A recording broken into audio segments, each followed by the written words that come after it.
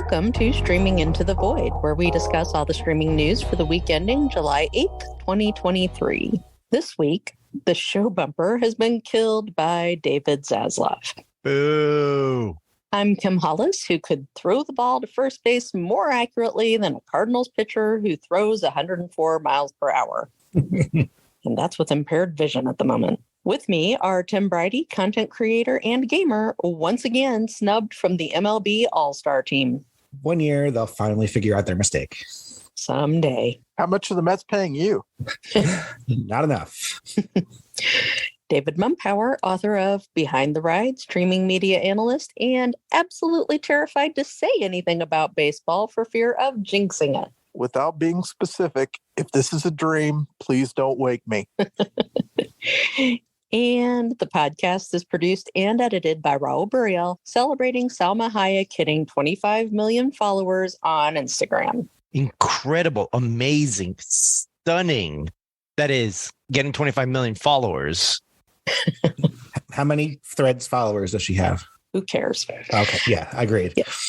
All right. In our deep dive this week, we've got nothing. Yeah, that's right. I thought we had something, but then GQ killed a story that was critical of David Zaslav, and now we've got nothing. Thanks for listening, everyone. Well, I guess we'll see you next week. Well, I guess we could talk about that. I mean, remind me, is it normal for an editor to rewrite a journalist's article after objections from the subject of that article? Oh no! Oh no! That's not good. Well, let's see. I've been a freelance journalist for the body of the 2000s, and no, that has never happened to me across 25 million words. What? Yeah, no. The GQ article didn't really have anything new, and yet Warner Brothers Discovery complained that the journalist didn't check his facts or call them for comment. Honestly, it was just a compilation of Zaslav's missteps since he took over the studio. we did that 2 weeks ago. No, the story here, and Variety, the Washington Post, and the New York Times all reported on this, is the fact that GQ killed the story when Warner Brothers Discovery said they were unhappy. Yeah, let's just go ahead and fill in the blanks here in case you're unfamiliar with it. There was an author who was pitched on a story. As a reminder, they did not do the pitching. An editor for GQ came to them and said, hey, would you write a story about why David Zaslav is the most hated person in Hollywood? Which, oh, by the way, I called like 18 months out, didn't I? As soon as they announced that Warner Brothers Discovery was taking over and getting rid of Jason Collar, I was saying, this is what's going to happen. Well, this poor sucker agrees to take this assignment, and he does, let's call it yeoman's work. I mean, the article is readily available online despite GQ's attempt to bury it because other journalists sagely kept copies of it. And what you can see when you read the article, there's nothing controversial about it. There's nothing that even merits any sort of comment by Warner Brothers Discovery. It is simply a blow-by-blow account of how badly Zaslav has spit the bit. And you don't even need this to understand what's happened. You can just look at Warner Brothers Discovery's stock price, which is just, if it were a roller coaster, we'd all want to ride it. That's all I have to say about the whole thing. And so this was not anything that should have been controversial, but Raul, the Streisand effect came into play, didn't it? Yeah, if it had just been another article about how David Zaslav is unpopular, we've tried that. It doesn't seem to get any traction. But suddenly, when you're talking about journalistic integrity and rewriting a journalist's words without their permission, then the big press shows up. And that's where the New York Times and the Washington Post were rather merciless there. They know when there's bad reporting going on, and they picked up that story and ran with it. And it's important to note, Variety picked up on this one, that the editor-in-chief at GQ is currently producing a movie with Warner Brothers. So I wonder if maybe there's a little bit of a conflict there. Also, the parent company of GQ happens to own 8% of Warner Brothers Discovery, which, was a lot more valuable in April of 2022 than it is today, but it's still 8% of something. Reminder, that stock is basically down 50% in the time since Warner Brothers Discovery took over, which means that David Zaslav has cut his own valuation by half. And apparently, if you say that without asking Warner Brothers for permission, you have not done your due diligence as a reporter, which means I guess we're going to have to go back and delete half of our podcasts. Is that right? Hell no, that's too much work.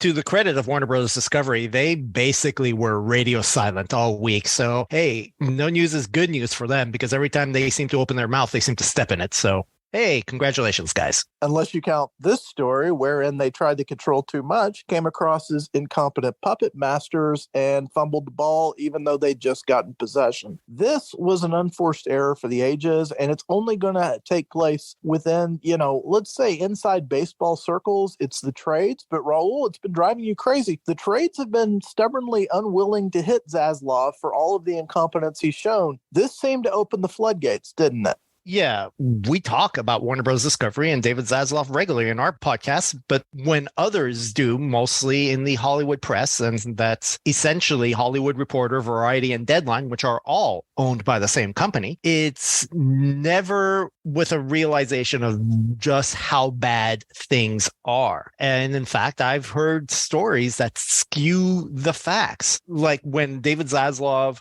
reworked his compensation plan so that it reflected cash flow at the company because his previous compensation plan was based on stock price, and his actions tanked the company's stock price. When that doesn't work anymore, you got to find another way to get those big paychecks and say, oh, look at all this free cash flow we have. You get a lot of free cash flow when suddenly you're not paying writers to do their writing, when suddenly you're not really creating any new projects. All you're doing is relicensing the content you already have. So that is how David Zaslav has padded his pocketbook, and somehow the Hollywood press is, oh, look at this great new idea David Zaslav had. It's like, no, of course he wasn't going to make any money when his compensation is tied to a stock price that he has devastated. So get with the program, Hollywood. This guy is killing Warner Brothers, probably so he can sell it for pieces within the next few months when it finally gets the approval from the Department of Justice, and either people don't realize it or they have been told to not talk about it. Was that a little harsh? It sounds like I came off a little harsh. Nah. I think that was the perfectly appropriate amount of harsh. All right, let's get out of this one, guys. We sound like a broken record while everybody else seems to still be looking the other way. So what else is going on in Hollywood this week, guys? Yeah, let's talk about, the box office. Oh, sure. So last weekend, we mentioned it. Big new release was Indiana Jones and the Dial of Destiny, and it came in with a weekend of $60.3 million. What this movie cost to make? At least 250 million, probably 275, maybe even 300. Oh, that's not good. And also, because Bob Iger loves the film, they went ahead and spent upwards of $90 million marketing it. Oh, let me just do some quick math. Oh, that's not good. Yeah, I'm first in line to say we're quick to judgment too often in the box office community. This isn't one of these times. This is going to wind up as one of the worst performers of 2023, quite possibly the worst, which is frustrating because it's such a fun movie. By the way, I said the same thing about Battleship many years ago. Meanwhile, like you said, speaking of being quick to judge, Elemental has now crossed 100 million.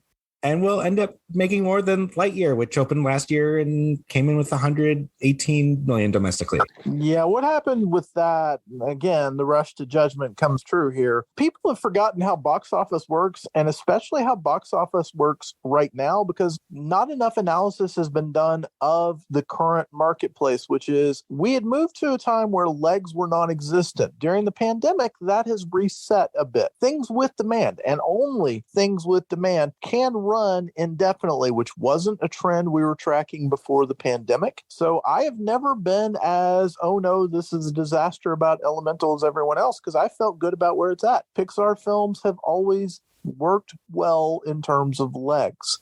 This is a very good movie. And by the way, it's quietly become the Encanto of South Korea. That is a real thing that happens if you look at international box office, because it is a gentle, sweet, romantic comedy. And that makes it basically a K-drama. People eat up K-dramas. So here we are. And the film's not going to be a success by the time it leaves theaters. However, it has crossed 200 million in global box office. Its take will put it at a point where it is ultimately going to be profitable for Disney once we tie in the other stuff like merchandising sales. This was very quietly a success story. No one will remember it that way, though. Yeah, unfortunately, it got buried with its opening weekend. And even though it definitely has turned it around, everyone just wrote it off as a failure after that opening weekend. People don't fully understand how titles like this make their money. That's a lot of it. Everybody has gotten so box office obsessed that they miss the forest for the trees. And it's kind of, like one of those litmus tests when people are writing, oh no, this is disaster, versus people like, I noticed that Jeff Bach of Exhibitor Relations was saying, oh no, this is fine. Disney's going to make this up with merchandising of theme park tie-ins. That's exactly right. That's somebody who knows what they're talking about and isn't prone to just say incendiary things for attention.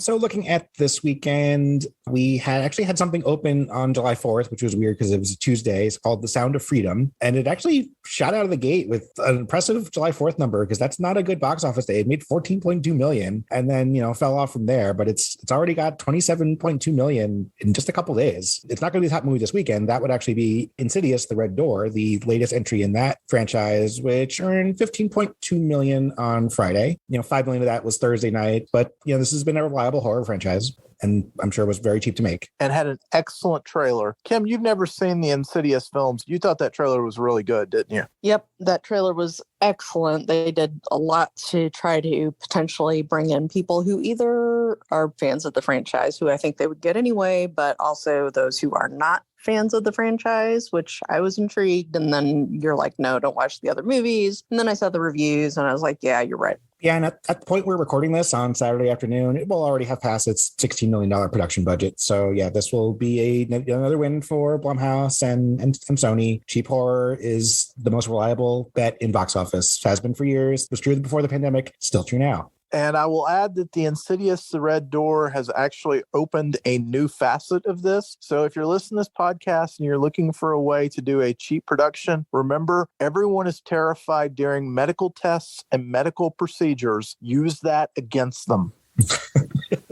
Yeah, it's a little bit quietish weekend before next week we have Mission Impossible. And after that, the most fascinating double feature of all time in Barbie and Oppenheimer.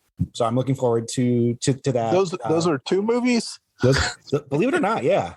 Honestly, Barbie just seems like the longest shot of all time at the box office, and yet everything I see from society tells me that this movie is going to be massive. And you make that joke, Tim, and yet I have heard high school kids make exactly the same joke. Oh, we're going to go see the Barbie and Oppenheimer double feature. Really? Would anybody even know that Oppenheimer was a movie unless it was coming out at exactly the same time as the Barbie movie? It's Barbie, yeah.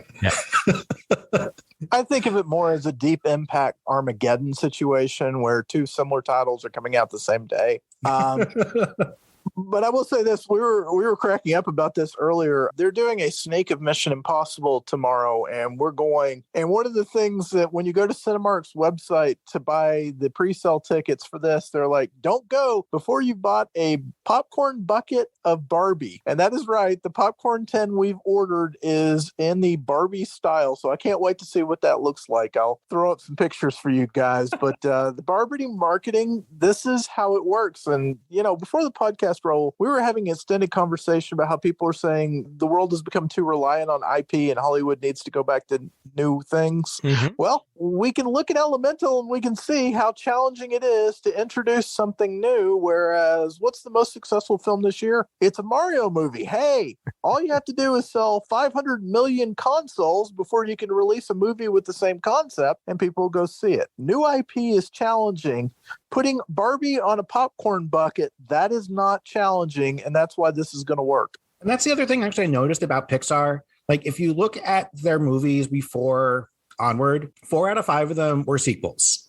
There was another Toy Story, there was another Incredibles, and a third Cars movie. So they all made, generally made a bunch of money. And then they were going to have a string of new IP. And that just happened to coincide with the pandemic. So yeah, there was Onward, there was Soul, there was Luca. Had there not been a pandemic and movie theaters shut down and that just turned the whole box office world upside down, I think they would have taken a step back and people would have also buried Pixar saying, oh, look, they don't have it anymore. But this is because it was an original IP. You're building up a new audience for a film and maybe making a new franchise. That's exactly right. And it's astute of you to point that out. This was inevitable either way. The pandemic just changed the dynamic of the conversation. One of my most vivid memories I've had in ages was from when Despicable Me came out, the original Despicable Me. Universal Pictures was understandably freaked out. They thought they had this adorable thing with these lovable minions, and they worried nobody was going to give it a chance because it was an animated movie that wasn't Disney. So they did the weirdest promotional pitch ever. Kim, do you happen to remember what it was? Was it something to do with Best Buy? You bought a DVD and got a free ticket or something like that? Best Buy devoted 2 weeks of Sunday circulars at a time when Sunday circulars were still a thing. Every product they had came with a Despicable Me / Minions tie-in. So anything you were looking at with Best Buy, you were going, what in the world is a Minion? That thing is adorable. That was the extraordinary step that Universal was willing to take because it is difficult to introduce new intellectual properties. And when people say we've become too reliant on IP, that's because we're a data-driven industry at this point, and all Hollywood studios do the same thing. They wait and see what the algorithms suggest. And I have tremendous issues with that. I think that we take out human feel and intuition when we do that. But the algorithms all emphatically say, we need sequels and established IP rather than working on our own thing, because of situations named Elemental. And the drawback of that is sometimes you wait way too long, and then, well, you get Indiana Jones, don't you, Tim?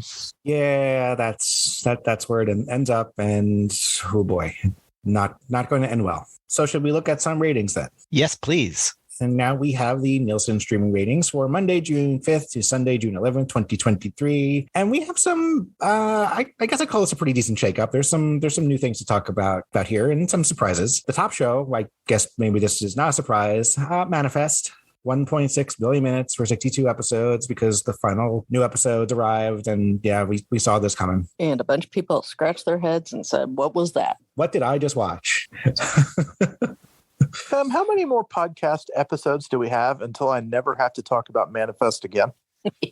Hopefully just the next couple, because it should begin the slide down here because this was the first full week of availability for those new episodes. Okay, I'm going on vacation right now. Okay, we'll see you in a month. Returning in second, Never Have I Ever, 917 million minutes, 40 total episodes. The fourth and final season of this dramedy from Mindy Kaling arrived on June the 8th. We've seen it here before, maybe not to these heights, but it is the final batch of episodes, so that probably caused people to binge it. Maybe it even takes a jump next week with the full week. Fubar, the top show of the previous 2 weeks, is down to third, 819 million minutes for 8 episodes. And Ted Lasso, after cracking $1 billion with the finale arriving on last week's ratings, takes an expected drop, 641 million minutes, as it'll hang on for a couple more weeks before Apple TV Plus's first of 2 shows that have ever made these ratings disappears from these lists, possibly for good. We saw this last week in fifth, Shiny Happy People, Duggar Family Secrets. This is from Prime Video, 499 million minutes for 4 episodes. In case Fubar wasn't enough for you, in sixth, Arnold, 434 million minutes for 3 episodes. This is a docuseries on, of course, Arnold Schwarzenegger that arrived on June 7th. I mean, it's an inspirational story. Bodybuilder from Austria makes good. I think it's a story worth telling. Is it worth 3 episodes? I don't know. David's brother and his wife talked about this the other day when we saw them, and they loved it. Yeah, I'm not surprised this year. We talked about it on What's New that week, and I said, it's Arnold's Netflix takeover is here. So he's got a hit scripted series and now a docuseries doing all right. Also arriving last week, The Ultimatum in Queer Love is in 7th, 417 million minutes for 10 episodes. It added a finale, so that kicked it up a notch here. And I will continue to make fun of Apple TV Plus because we have a new show from Peacock on the original ratings. Here is based on a true story, 342 million minutes for 8 episodes. Whatever Peacock is doing, it seems to work for them. They built up that base core audience and people are watching their content. I've watched a number of shows on Peacock. The Resort, Poker Face, Mrs. Davis. Yep. They have good stuff worth watching, and also Rutherford Falls. Yeah, they're just marketing is very weird or non-existent. But yeah, this is billed as a comedy thriller series starring Kaylee Cuoco and Chris Messina. And yeah, arrived on June 8th for 8 episodes. And yeah, so Peacock continues to hold its own relative to the non-Netflix services. And again, this is absolutely more shows than we've ever seen from Apple TV Plus. We saw this last week. Fake Profile is still ninth, 313 million minutes for 10 episodes. This is that Colombian thriller series. And possibly for the last time from Prime Video, The Marvelous Mrs. Maisel in 10th. It's series complete, 277 million minutes for 43 total episodes. All right. So yeah, I had a blind spot here because I'm sure we mentioned when it was going to show up, but I was like, oh boy, it's going to be a miserable week or two for movies until we get maybe Extraction 2. But the top movie for the week with the pretty astonishing 1.9 billion minutes billed to Disney Plus and Max, Avatar: The Way of Water. Oh yeah, that was all because of Max, right? Right, obviously. I'm surprised they haven't removed it from the service yet because that's a lot of residuals that David Zaslav has to pay out. But yeah, only the biggest movie of 2022 arriving on streaming. And also, I'll throw in, I went ahead and looked this up. This is actually 5 days of Avatar 2. So this isn't a number where we should see massive expansion. Mm-hmm. It looks like this is like the number we're going to see, the biggest. It'll probably be somewhere in this range next week, maybe slightly bigger, but not significantly bigger, which I'm really just saying just to once again reinforce how dominant Encanto was at the time. Yeah, it arrived on June 7th, which was a Wednesday. So this is the bulk of the ratings week. So yeah, this should be its peak. It'll probably have a slight decline next week, but yeah, not a total collapse. But yeah, this is just really, really impressive number. One of the bigger ones for movies we've seen in quite some time.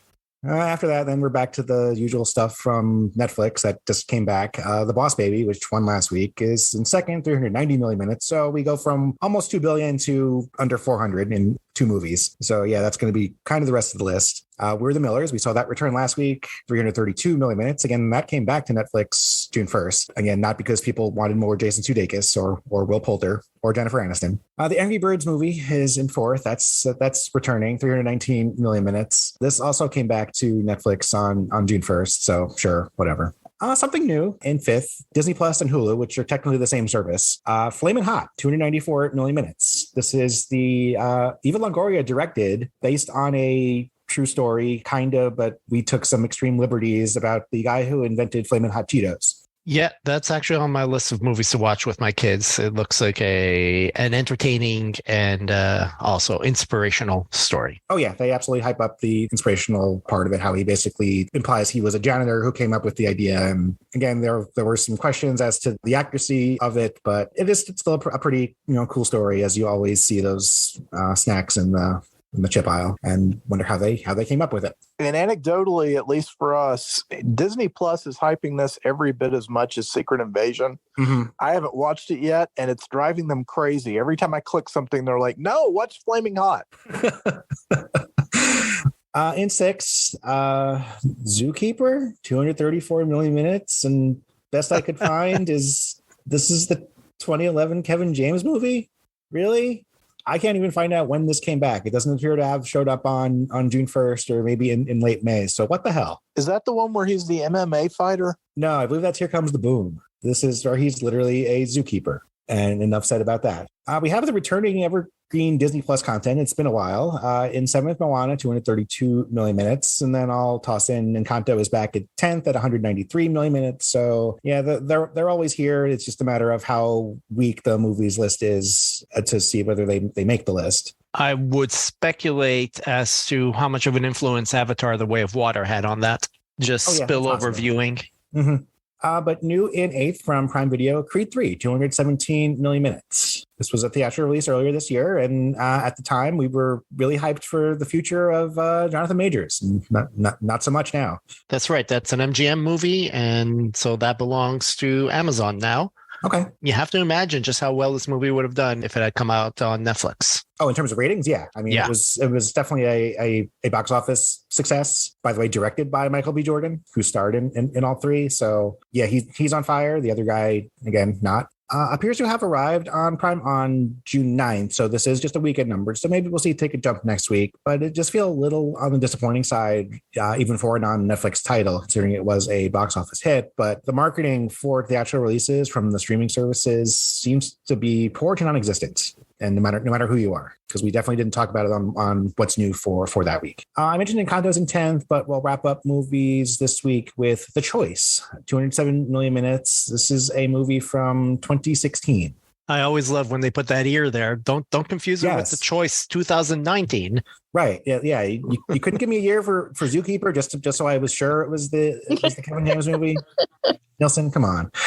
This just appears to be a Nicholas Sparks adaptation that they turn out and then we all promptly forgot about. I mean, the only one I really remember for sure is the Notebook, but other than that, yeah, they're all the same movie to me. Acquired is 10 shows we've seen before, once again led by SWAT, just an unstoppable juggernaut once Netflix picked it up, even though it's also on Hulu and Paramount Plus. 1.2 billion minutes for that. Heartland in second, 295 million minutes. Returning in ninth is The Flash, 184 episodes, 467 million minutes. That's more viewership than the movie got, and maybe that's what people were looking for. Yeah, Netflix. That would be absolutely hysterical if that's what happened. Yeah, it's more likely that the show actually just ended. So the final episode of the ninth Ye Gods season of The Flash was on May 24th. So this is probably, the ninth season is probably a relatively new arrival to Netflix, but I'm sure there were people looking for it because people always search Netflix for things first and then came up on the show and just watched that. But that's, again, still more viewership than the latest movie got. But yeah, more interesting week than we've had in ratings. That Avatar number, I do expect it to take a drop next week since that was most of the week. But we should get the Extraction 2 number next week as well. And I'm curious to see what else happens with some of the shows as Ted Lasso declines, unless there's something I'm missing. Never Have I Ever might be the top show next week unless it's still manifest. But yeah, slightly more interesting than the previous couple. So we'll see what we get next time. All right. Thanks, Tim. In our green lights and cancellations this week, Netflix revealed that Greta Gerwig will be following up the Barbie movie by directing a Chronicles of Narnia movie. I'll be honest, I can't picture Greta Gerwig doing this kind of franchise IP content, but then having her do the Barbie movie also seemed highly unconventional. Yes. I didn't know they were rebooting the Chronicles of Narnia or that they were going to be doing that on Netflix. So this is interesting. It is interesting. This is also Netflix saying, hey, I heard everybody else is cutting their budgets. We're not. That's true. It's a sign of strength from them, I guess. Netflix also announced this week that the upcoming 4th season of Sex Education will be its last. Hey, at least they broke the 3 seasons and out trend. There you go. So it takes me 4 seasons to learn everything I need to know about sex. Yes. Okay. For all our jokes here, I also think part of this is some of the stars are kind of like, I'm a lot more famous now and would like to do other things. And it's just becoming too challenging balancing all that. So their choices were either this or reboot. And I think everybody's aware of the fact that a new cast wouldn't do as well. As always, we close out the show with what's been keeping us busy over the last week and haven't been watching too many things over the last week. However, we did finish up season 2 of The Bear. It was a lot less stressful to watch the second season for me than it was to watch the first season. There is one particular episode that is extremely stressful, and you'll know which one it is if you've seen it, and you'll know which one it is if you haven't gotten to it yet and you suddenly get to it. But overall, it is just a really nice love letter to what it means to be an artist. And in this case, the artists are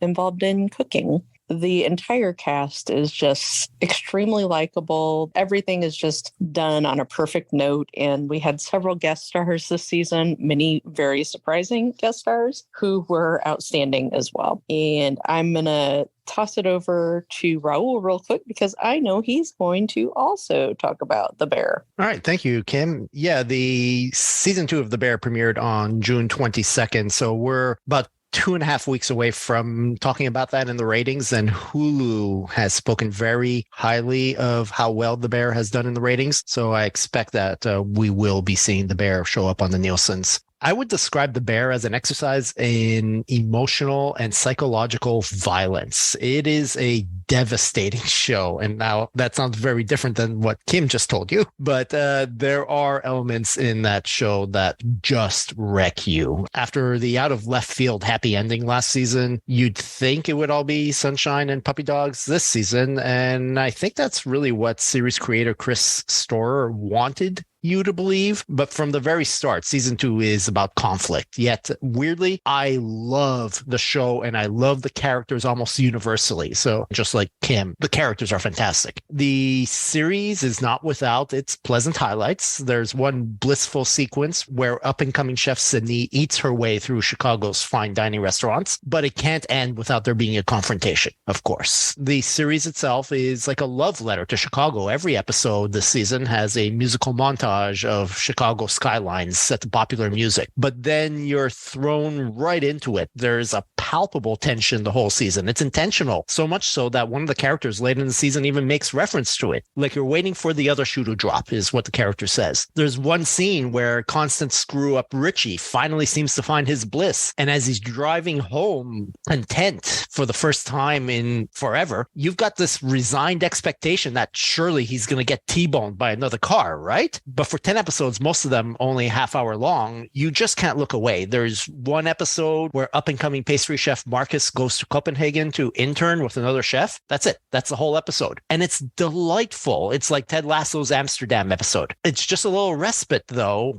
from the storm. It's these things that make The Bear not only watchable, but necessary. I don't know if there's a better show on TV right now. And I wouldn't say that it's in spite, but because of the fact that the creator and writers can so easily manipulate our emotions. You're hooked from the very first time you meet these characters. And no matter where they go, you want to go there with them. Even if it's on the edge of a very dark chasm, you just hope they don't slip and fall. All the episodes of The Bear season 2 are available on streaming on Hulu right now, and I cannot recommend the show enough. And now I will throw it over to David because I think he's also going to talk about The Bear a little bit. So one of the things that's hardest in life for me to explain, if you ever met me, you would not believe the fact that I am an introvert, but I am. I am an extreme introvert in my own way, as demonstrated by the fact that there are many days where the only person I see is Kimberly, except for maybe the person at the drive-thru handing us food. That's a real thing in my life. I stay home and I write because that is when I'm happiest, is when I'm creating. I am the youngest of 4 children. I have more cousins than I can count. I was raised in a big family, and that's why the Christmas episode of The Bear,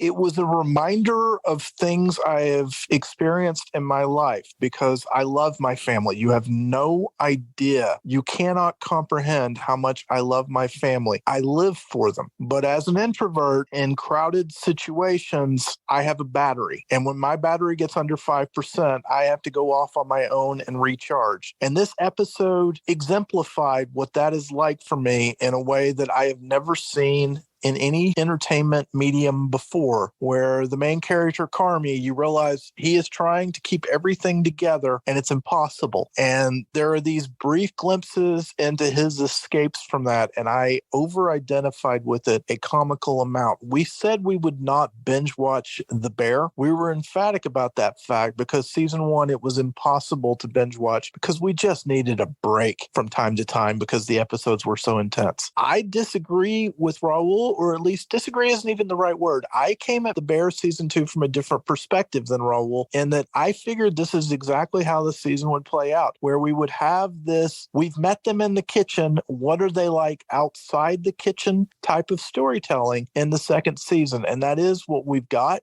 And it works like a ticking time bomb, where you know that eventually it's going to go back to where they're having to cook food for people at a scheduled interval. And when they do, we're going to see whether or not they've actually changed or whether we've learned what they would be like if they were allowed to live ordinary lives, but they've chosen not to do that. Season 2 is a masterpiece of storytelling. And Kim casually mentioned the guest stars, and I'm not going to spoil anything other than to say, folks, Emmy winners and Academy Award winners suddenly appear with absolutely no warning, no hint, and within moments, you forget that they're absolutely recognizable actors. They just become a part of the story because that's how well integrated everything is in The Bear. I cannot recommend this show highly enough. Season 1 was very good. Season 2 is exceptional, and you need to watch it.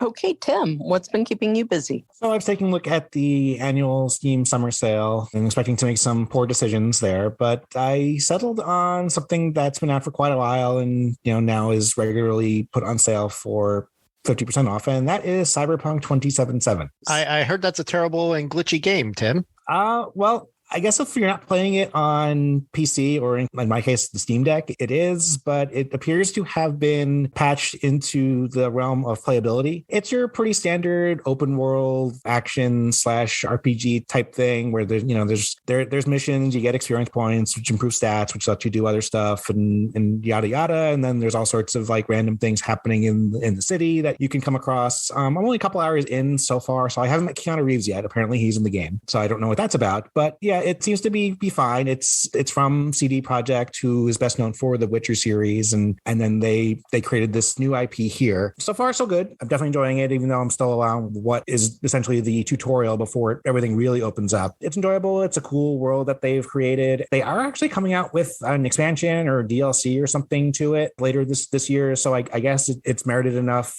positive response for them to go ahead and do that. So yeah, I'm looking forward to diving back in over the rest of the weekend and next time I have some time off pretty soon. Yeah, and Tim, I'll throw in the fact that you're not the only one. We actually sometimes look at PC sales charts for informational purposes. And I was joking with Kim about this when we were looking at the data. You can pretty much plot the trajectory of which Steam games are on sale during the summer sale because they went from non-factors to at the top of the top 10 in sales that quickly. That's how much influence Steam has over the entire industry, especially when it does sales. Oh yeah, absolutely. And the Steam summer sale throws you everything you can possibly think of as lowest as they can possibly go at that moment. Like, there's one of my favorite games of all time that I've mentioned before, Fallout New Vegas, the whole thing, all the expansion, all that is like $5 for literally hundreds of hours of entertainment just from that alone. I mean, it's 10 years old, so yeah, it makes sense. Yeah. But yeah, it is funny how cheap some of these get. Always avoid paying full price if you can. They'll go on sale soon enough. There you go. Thank you for listening to Streaming Into the Void. Please consider subscribing via Apple Podcasts, Google Podcasts, or wherever you listen to podcasts. And we welcome your feedback. Remember that we're on social media at Streaming Void and online at streamingvoid.com. And thank you to all our new Patreon subscribers. They help to make this podcast possible every week. If you'd like to join them, you can sign up at patreon.com/streamingvoid. Be sure to watch for us again next week.